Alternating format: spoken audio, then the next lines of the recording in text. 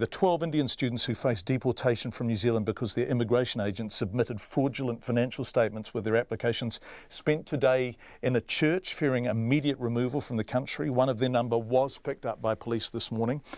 Immigration New Zealand, in a statement to Checkpoint, said he's being held in custody while arrangements are made for him to leave New Zealand, be taken from New Zealand. Immigration New Zealand declined our invitation to be interviewed, saying this is ongoing, but the church where the students have been seeking shelter was under no such cone of silence. Our cameraman, Bradley White, joined me and a fair number of other journalists, that had to be said, as we went to see whether INZ would ask the police to go in and collect them.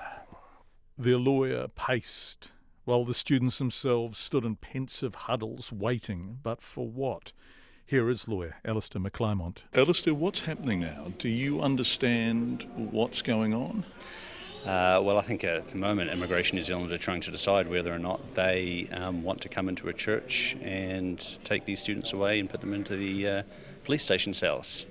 So we're just simply waiting to hear. We know that immigration officers and police have been out and arrested one student already this morning when he was at home.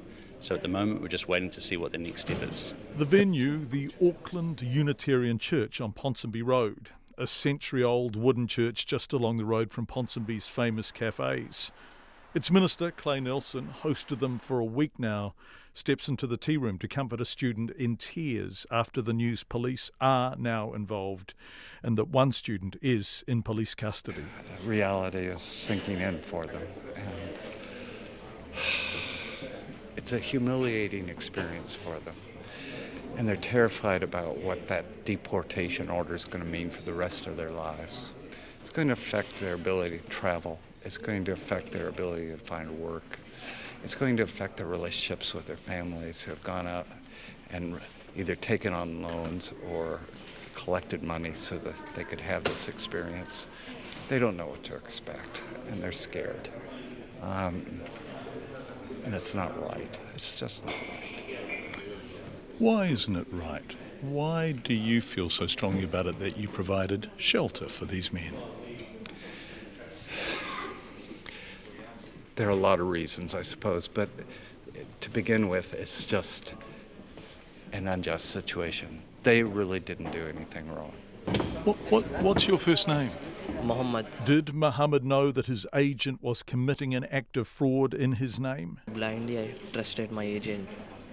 There are many more Indians in New Zealand in the same situation. The trust may have been blind, but Muhammad signed the application his agent submitted, and that signature means the buck stops with him.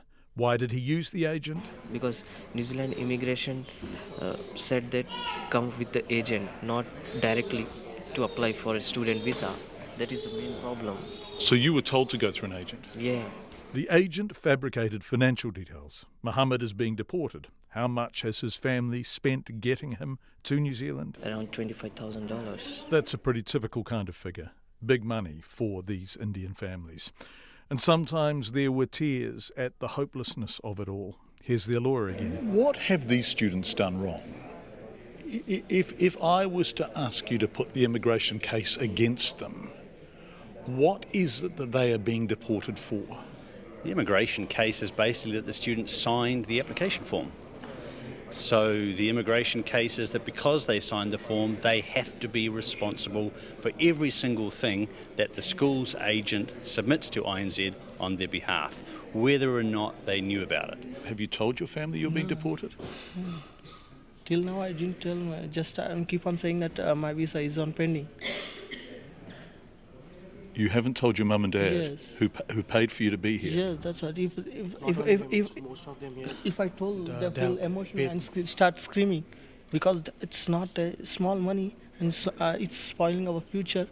So you haven't told your parents you're Yes. about to be deported? Yes. But you may be back in India by this time next week. That's what I'm feeling very bad. So that's why I'm saying it's the end of my life. If you're listening to this, I'm going to describe the scene here at the Unitarian Church on Ponsonby Road. A strange kind of stalemate is playing out. So behind me, a group of students just talking, drinking cups of tea, waiting for the inevitable. But the inevitable is on hold, and here's why. Here is a TVNZ camera, here is the TVNZ crew. Here is the News Hub camera, here is the News Hub crew. NZME, Fairfax, the major newspapers, the internet sites, a documentary crew, are all represented here waiting.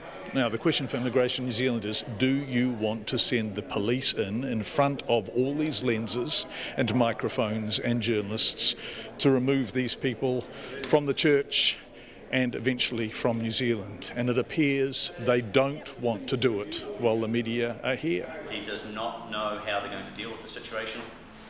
He's offered the students the opportunity to depart voluntarily. I've already reported back to the manager that that's not going to happen, and he really doesn't know how he's going to deal with it. But the students will go at some stage. The agents they paid get to keep their money. The schools they paid get to keep their money. But the students lose the lot and get deported. Everybody has won out of this except the students, who will now be deported, and they'll be replaced by a new bunch of students who will be processed by pretty much the same bunch of agents in India and probably the same lot of problems.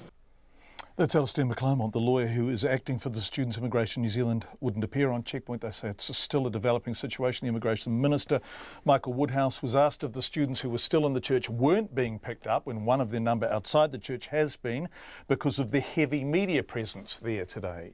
It's not about the cameras being there. This is a place of religion, a house of God, and I don't think it's appropriate that people get wrestled to the ground and taken out in a church.